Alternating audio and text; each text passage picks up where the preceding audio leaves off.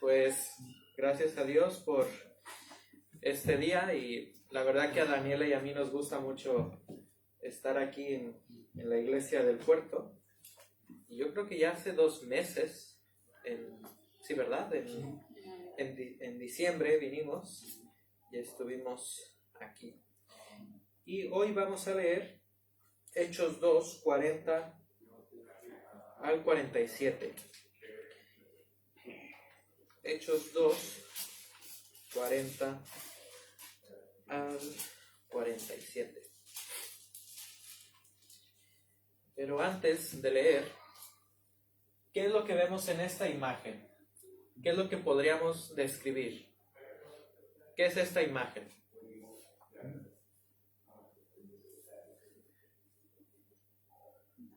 La familia, ¿no? Una familia. Sí. ¿Y cómo identificamos que es una familia? Pues porque vemos a un padre, a un hombre y a una mujer con varios niños. Pero inmediatamente en nuestra mente viene que son una familia. De hecho, si tú buscas en internet, si tú pones en Google familia, inmediatamente van a aparecer imágenes muy similares a esta. Y nuestra mente lo asocia que es una familia. Y cuando nosotros pensamos en la iglesia, ¿qué es lo primero que debemos de pensar? Muchas cosas, ¿no? Podemos decir muchas respuestas, pero una de ellas debe de ser que la iglesia es una familia. Vamos a suponer, ¿sería una familia donde el padre está con un hijo y la madre está con otro hijo?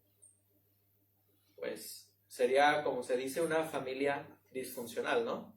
Donde están separados, pues como se dice, porque se han divorciado, etc. Eso no daría la imagen real de una familia. Y en la Biblia vemos la importancia de la iglesia y la importancia de la unidad. Así que vamos a leer Hechos 2, 40 al 47. Así que podéis seguirme con vuestra vista. Hechos 2, 40. Y con otras muchas palabras testificaba y les exhortaba diciendo: sed salvos de esta perversa generación. Recordemos que está predicando el apóstol Pedro.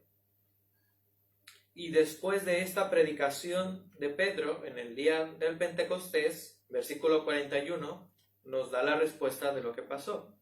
Así que los que recibieron su palabra fueron bautizados y se añadieron aquel día como 3,000 personas. Ahora, antes de continuar, si dice añadieron, quiere decir que ya había personas, ¿sí? Si dice añadir es sumar. Y vemos en Hechos 1 y al principio de Hechos 2 que habían en primer lugar 120 personas y ahora hay más de 3,000. Versículo 42. Y perseveraban en la doctrina de los apóstoles, en la comunión unos con otros, en el partimiento del pan y en las oraciones. Y sobrevino temor a toda persona, y muchas maravillas y señales eran hechas por los apóstoles. Todos los que habían creído estaban juntos, y tenían en común todas las cosas, y vendían sus propiedades y sus bienes, y lo repartían a todos según la necesidad de cada uno.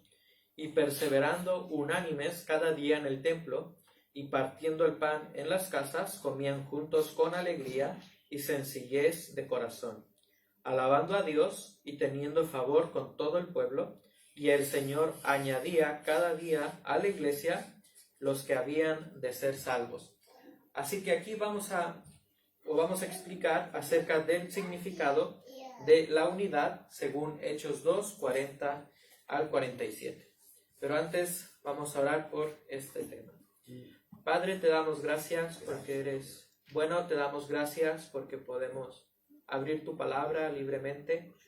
Podemos congregarnos también libremente, sin persecución. Y Padre, es una bendición grande estar en tu casa, adorarte, escuchar también lo que haces en la vida de nuestros hermanos. Es una bendición también orar juntos para, así como pueblo unido, externar nuestras peticiones a ti. Y Señor, estas bendiciones Tristemente, en algunas partes del mundo no es posible porque hay persecuciones, hay peligros para los cristianos. Pero Señor, hasta hoy en día en este país pues no tenemos esa persecución. Y te damos gracias, Señor, por esta bendición. Y pedimos que tú obres en nuestras vidas para que cada día podamos valorar esta bendición y pues tener siempre el ánimo de venir a tu casa. Y Señor, que en este tiempo podamos escuchar tu palabra, que tú seas el que hable a nuestras vidas, que cada palabra que yo diga no sean pensamientos de hombres, sino que sea solamente el pensamiento tuyo y lo que tú deseas para tu iglesia y como cuerpo de Cristo que somos. Te damos las gracias y te lo pedimos en Cristo Jesús. Amén. Amén.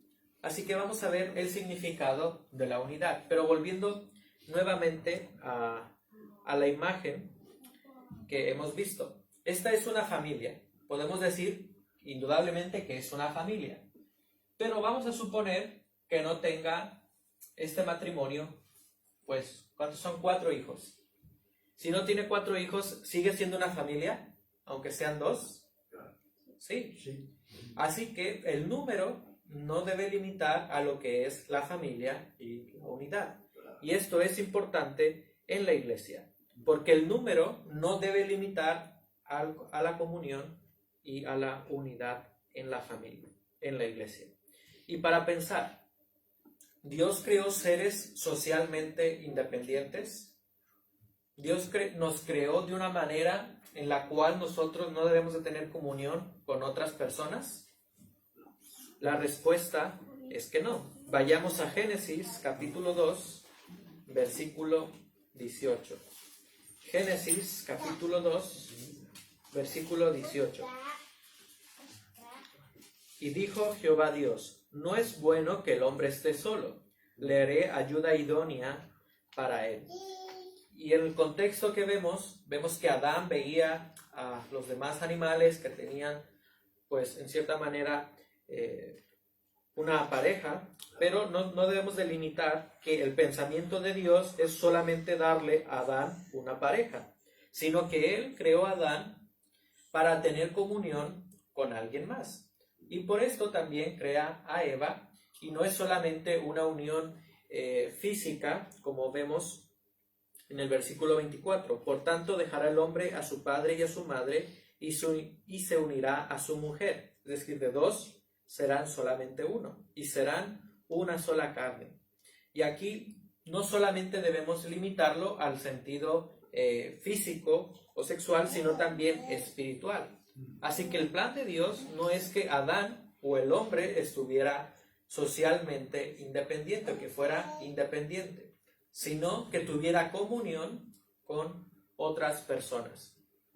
Pero también vemos otros ejemplos de unidad en la Biblia. Y el que estamos hablando es el matrimonio. El matrimonio es un ejemplo de la unidad en la Biblia. Pero no solamente vemos en el matrimonio, sino también en el pueblo de Israel. Y para esto vamos a buscar 2 versículos.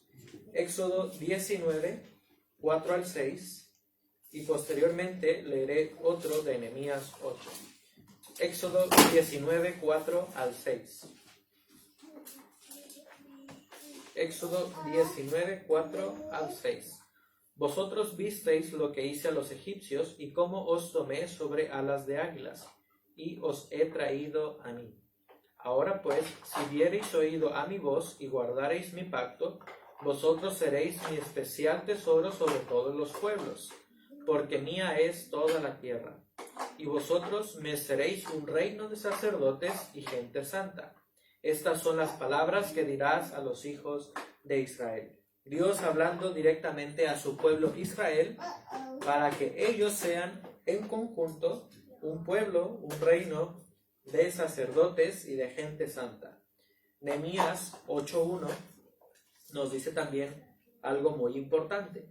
Y se juntó todo el pueblo como un solo hombre en la plaza que está delante de la puerta de las aguas, y dijeron a Esdras, el escriba, que trajese el libro de la ley de Moisés, la cual Jehová había dado a Israel. En los tiempos de Esdras, el pueblo estaba unido y menciona como un solo hombre. Así que en la Biblia vemos la unidad en el matrimonio, en Israel, y hoy precisamente vamos a hablar en la iglesia. Volvamos nuevamente a Hechos 2. Vamos a estar viendo específicamente Hechos 2, pero antes quería que viéramos ejemplos de la unidad. Vayamos a Hechos 2, versículo 1. Hechos 2, 1.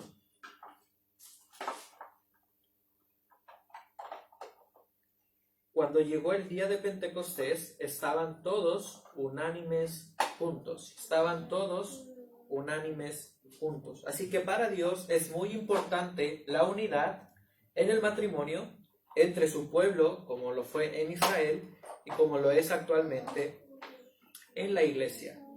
Pero para nosotros sería importante preguntarnos, ¿por qué para Dios es importante la unidad? Dios quiere que haya unidad entre la familia, entre la iglesia, pero ¿por qué? Y Jesucristo mismo da la respuesta. Y esto es algo muy interesante porque el apóstol Juan en capítulo 17 lo describe. Juan 17,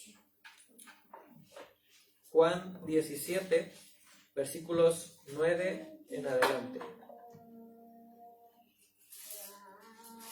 Yo ruego pues por ellos, no ruego por el mundo, sino por los que me diste, porque tuyos son. Y todo lo mío es tuyo, y lo tuyo mío, y he sido glorificado en ellos. Y ya no estoy en el mundo, mas estos están en el mundo, y yo voy a ti. Padre Santo, a los que me has dado, guárdalos en tu nombre, para que sean uno, así como nosotros.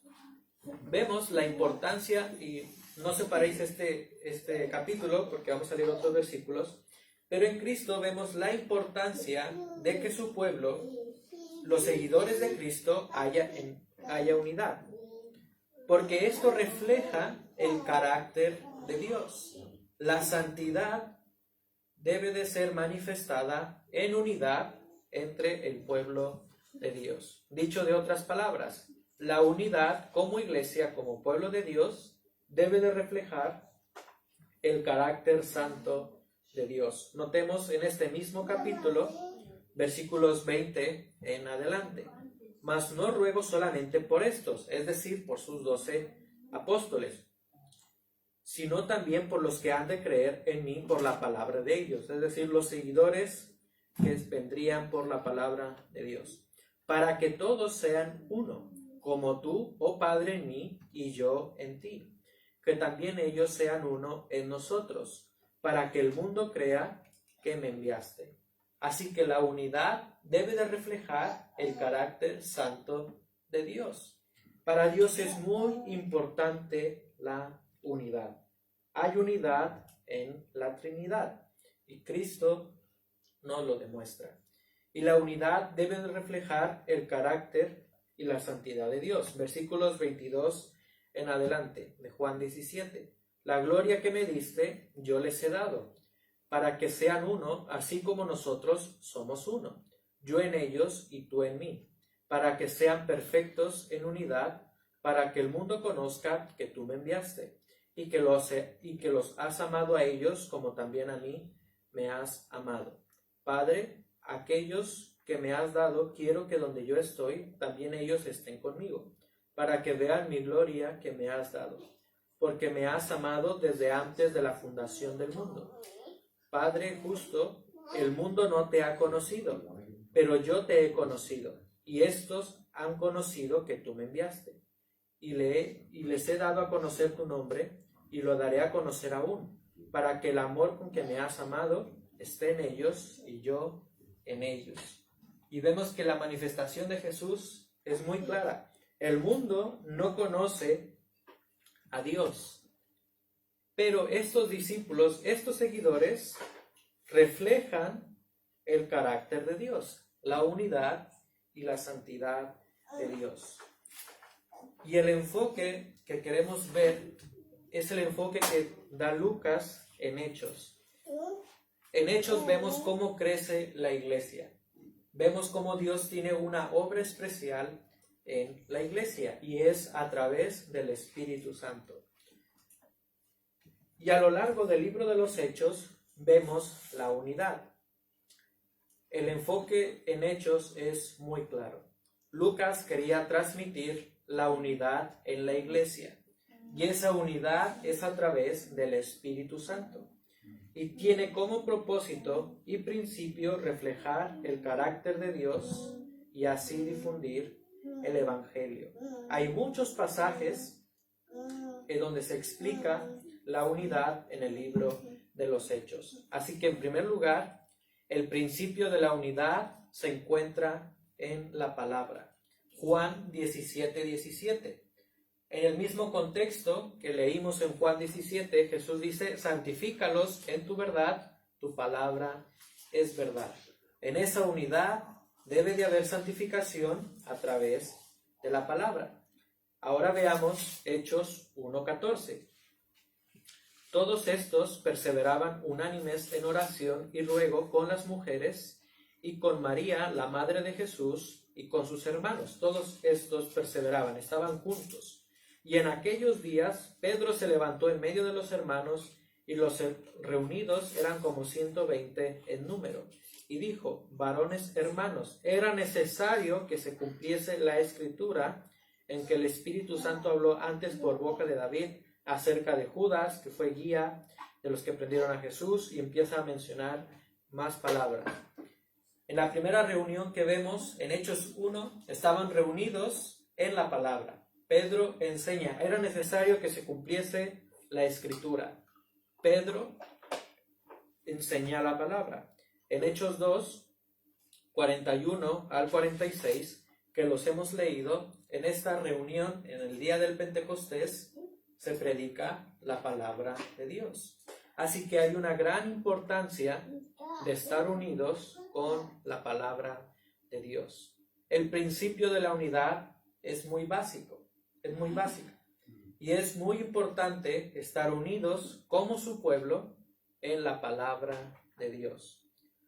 Así que como iglesia debemos de estar unidos en la palabra de Dios. Y como lo he dicho, no es relevante el número, sino la unidad que hay en el pueblo de Dios para predicar su palabra. Y el mundo tiene unidad, pero no es una unidad conforme a lo que enseña la palabra de Dios. Así que en primer lugar, la Biblia enseña el principio de la unidad y que debe de ser fundamentada en la palabra de Dios. Pero también vamos a ver cuál es el propósito que Dios tiene para la unidad. Veamos Hechos 2:42. Hechos 2:42.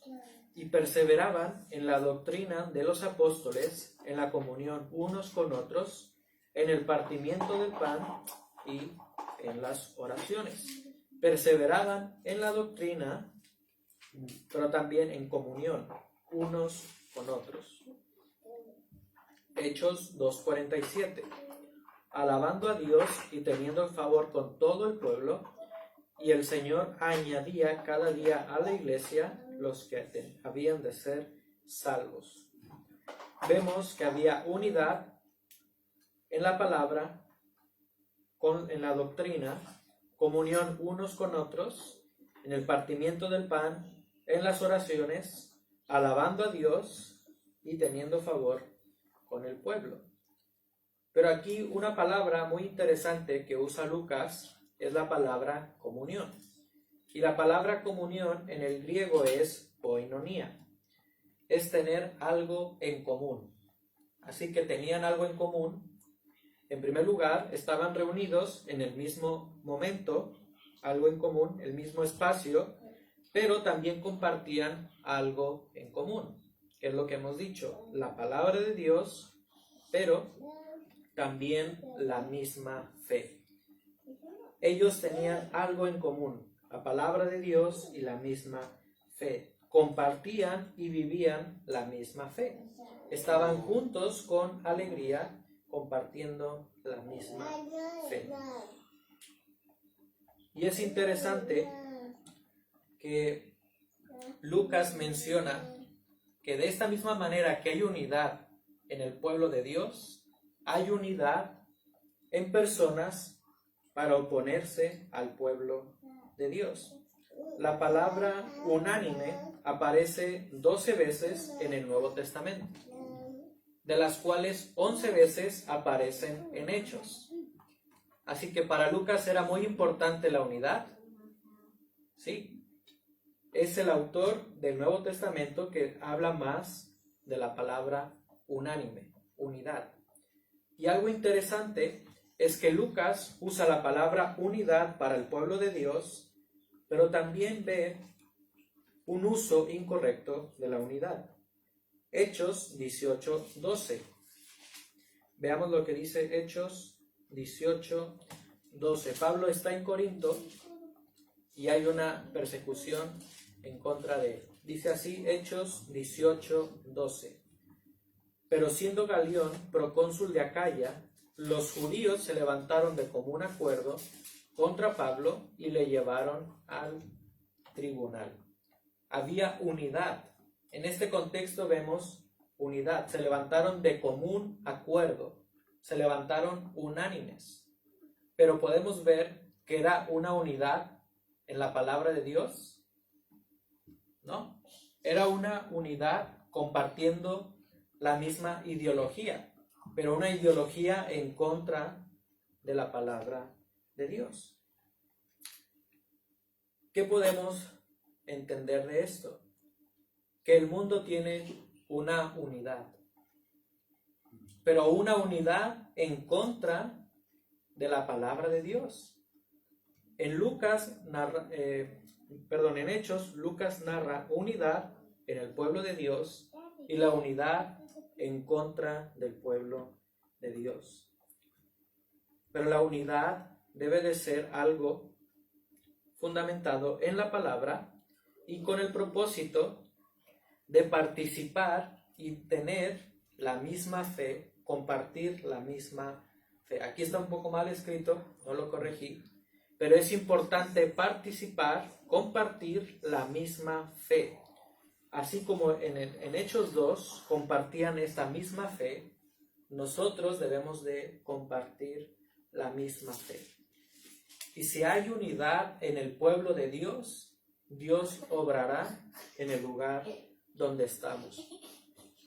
En Hechos 2 hemos leído que el pueblo de Dios se unió para predicar, compartir la doctrina, celebrar la Santa Cena, el bautismo, también alababan a Dios.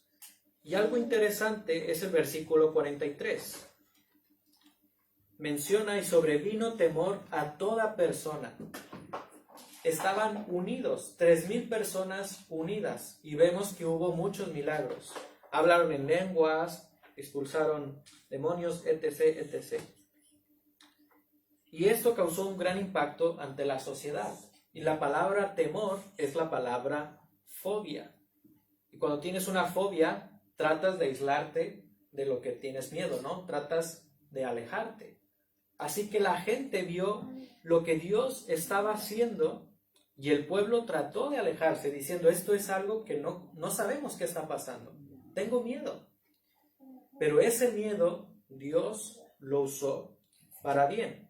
En este mismo capítulo, versículo 47, nos dice la respuesta de este temor: alabando a Dios y teniendo favor con todo el pueblo.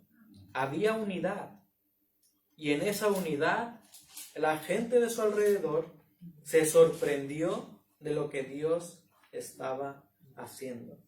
Y ahora ya no tenían ese temor, sino que ahora se acercaron a Dios, teniendo favor, es decir, teniendo gracia con todo el pueblo.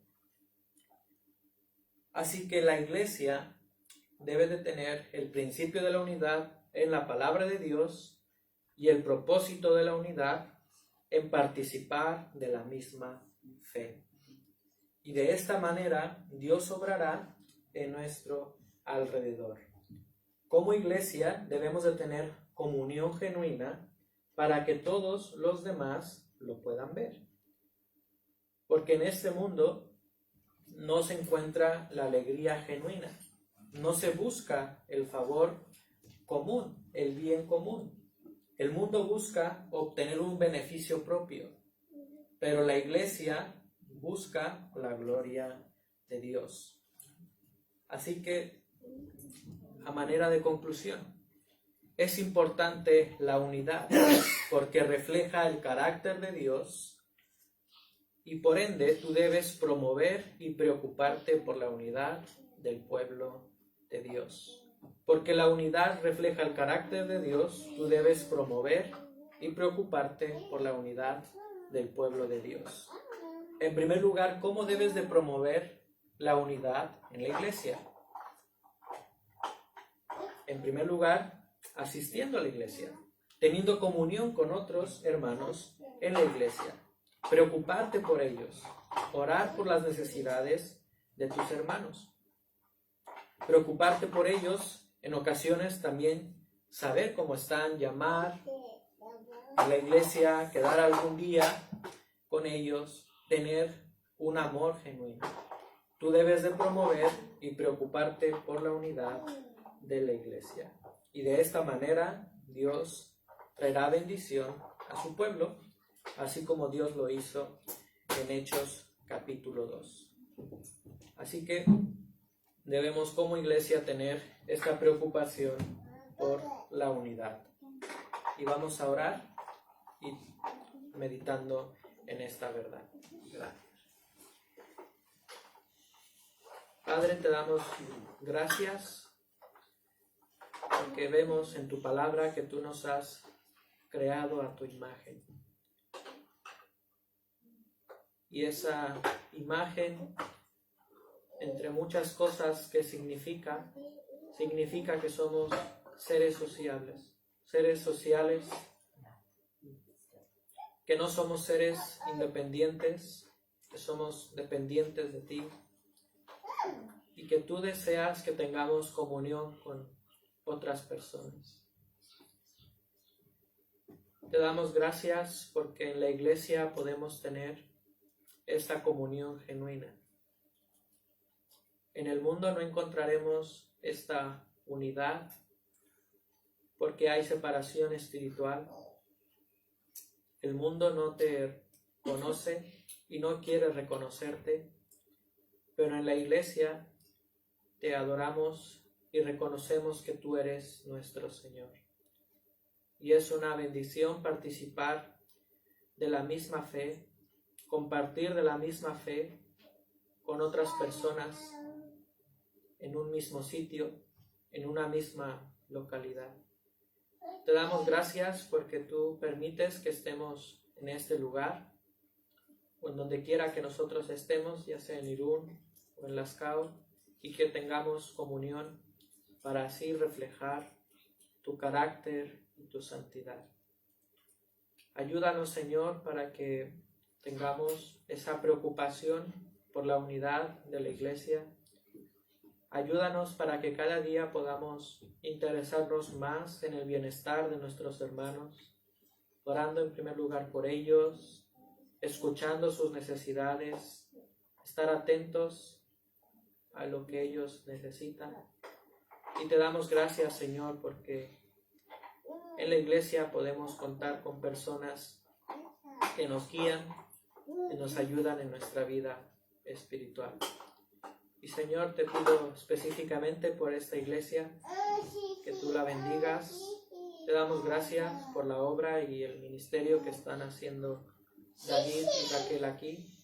Señor, que realmente podamos confiar en tus promesas, que tú cuidarás de tu iglesia, que no permitirás que el maligno entre y haga daño en tu iglesia. Te damos las gracias y te lo pedimos en Cristo Jesús. Amén. Amén.